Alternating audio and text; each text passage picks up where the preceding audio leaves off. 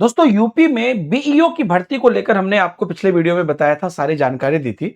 उसमें कई अभ्यर्थियों का ये क्वेश्चन था कि सर थोड़ा हमें एग्जाम पैटर्न और सिलेबस के बारे में डिटेल में बता दीजिए।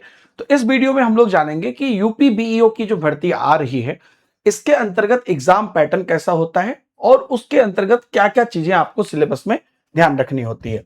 तो सबसे पहले तो यहाँ पर किसी भी प्रकार का इंटरव्यू नहीं होता है। एक तो ये बिल्कुल थोड़ा जो गेजेटेड ऑफिसर होते हैं उस लेवल की ये भर्ती है, लेकिन इसमें किसी भी प्रकार का इंटरव्यू नहीं होता है। तो क्या होता है? तो ग्रेजुएशन प्लस बीएड वाले जो अभ्यर्थी हैं वो इसमें अप्लाई करेंगे। पहले आपको एक स्क्रीनिंग परीक्षा होगी जिसको प्रारंभिक परीक्षा कहते हैं या प्रीलिम्स कहते हैं।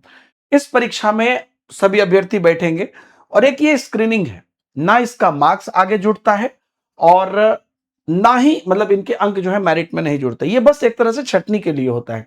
तो इसमें सभी अभ्यर्थी बैठेंगे और वो स्क्रीनिंग होने के बाद कुछ अभ्यर्थी उसमें से पास करेंगे। तो वो स्क्रीनिंग जब आपका हो जाएगा तब मेन परीक्षा होगा।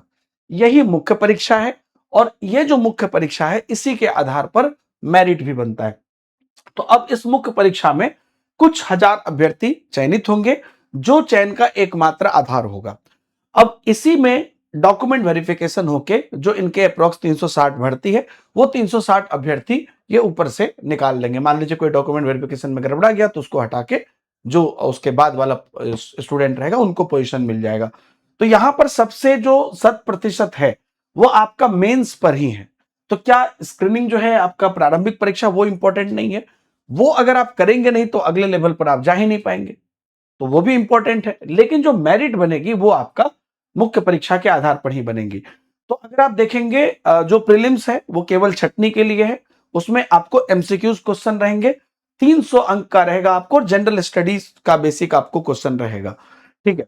रही बात मेंस की, तो ये मेरिट निर्धारण करेगी। इसमें लिखित जो होगा वो आपका सब्जेक्टिव, ये मतलब लिखित परीक्षा होगा ये मेंस, और लॉन्ग एंड शॉर्ट आंसर का आपको यहां पर क्वेश्चन दिया जाएगा। 400 अंक का ये परीक्षा होगा। इसमें दो पेपर होगा, एक जनरल स्टडीज प्लस सामान्य हिंदी एवं निबंध। इसको थोड़ा और डिटेल में मैं आपको बता देता हूं कि जो आपका प्रीलिम्स है उसमें 120 प्रश्न होंगे, है ना। वो पूरी जनरल स्टडीज के प्रश्न होंगे जिसमें टोटल मार्क्स आपको 300 दिए जाएंगे। 2 घंटे का आपको समय रहेगा और निगेटिव मार्किंग 1/3 होगी, है ना। तो इसलिए चूंकि निगेटिव मार्किंग है, इसलिए सारा आंसर करके नहीं आना है। जो हमें मतलब तुक्का से बचना है, जो हम जानेंगे वही बनाना है। तो उसके बाद अगर आप प्रीलिम्स में आगे बढ़ जाते हैं तब आप मेंस में बैठोगे। स्क्रीनिंग हो जाने के बाद जो अभ्यर्थी सेलेक्ट होंगे वही मेंस में बैठेंगे। तो मेंस जो है 400 अंकों का होगा। तो जो जीएस है इसका जनरल स्टडीज, ये 200 अंक का होगा, 3 घंटे की परीक्षा होगी और वो आपका कंप्लीटली सब्जेक्टिव होगा, है ना। लॉन्ग एंड शॉर्ट क्वेश्चंस आपको उसमें दिए जाएंगे। जो पेपर 2 उसी के अंतर्गत होगा। जो ये चूंकि मुख्य परीक्षा में आपको टोटल 400 है तो 200 अंक का पेपर 1 हो गया, 200 अंक का आपको पेपर 2 होगा। इसके लिए आपको 3 घंटे होगा। इसमें सामान्य हिंदी और निबंध के प्रश्न आपको रहेंगे। इसमें आपको सामान्य हिंदी से 100 अंक रहेंगे, अपठित गद्यांश, व्याकरण, पत्र लेखन, अंग्रेजी से हिंदी अनुवाद इत्यादि रहेंगे।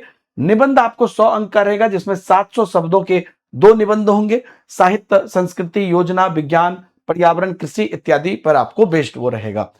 अगर जनरल स्टडीज के सिलेबस की डिटेल में बात कर लें तो जो कोर ह्यूमैनिटीज है, जैसे भारतीय संस्कृति है, प्राचीन और आधुनिक इतिहास है, राष्ट्रीय आंदोलन है, राज्य व्यवस्था और भूगोल है, यहां से प्रश्न रहेंगे। साथ ही साथ विज्ञान और गणित से रहेंगे जनरल स्टडीज के अंदर, जिसमें सामान्य विज्ञान, प्रारंभिक गणित, हाई स्कूल स्तर तक, और सामान्य बौद्धिक क्षमता, रीजनिंग, ये सब इसके अंतर्गत रहेंगे। और यूपी स्पेशल कुछ रहेगा जिसमें कि उत्तर प्रदेश की शिक्षा, संस्कृति, कृषि, उद्योग, जनसंख्या, जो पारिस्थितिकी है और नगरीकरण, ये सब रहेगा। वहीं पर अगर करंट अफेयर्स की बात करें तो वो भी इसके अंतर्गत रहेगा। राष्ट्रीय अंतरराष्ट्रीय महत्व की अप टू डेट घटनाएं, भारत की कृषि, वाणिज्य और व्यापार इत्यादि के बारे में आपको पूछा जाएगा। तो ये पूरी आपका प्री और मेंस का मतलब या हाँ जो आपका स्क्रीनिंग है उसका और जो मेंस है उसका सिलेबस रहेगा। इसके बाद आपका डॉक्यूमेंट वेरिफिकेशन होगा और सिलेक्शन हो जाएगा। तो ध्यान रखिएगा, मेंस सबसे महत्वपूर्ण है, लेकिन प्री क्रॉस करने के बाद जो आएंगे वही लोग मेंस में बैठ पाएंगे और मेंस के ही मार्क्स पर मेरिट बनेगी। तो ये पूरी इसका एग्जाम पैटर्न है। इसके लिए ऑलरेडी एक वीडियो मैंने डिटेल में बनाया था जिसमें सारे कंफ्यूजन दूर किए थे, तो वो आप जाके देख सकते हैं। आपको वीडियो के डिस्क्रिप्शन में कमेंट में हमारे टेलीग्राम ग्रुप की लिंक मिल जाएगी, वहां पर भी आपको सारी अपडेट मिल जाएगी। Thank you very much.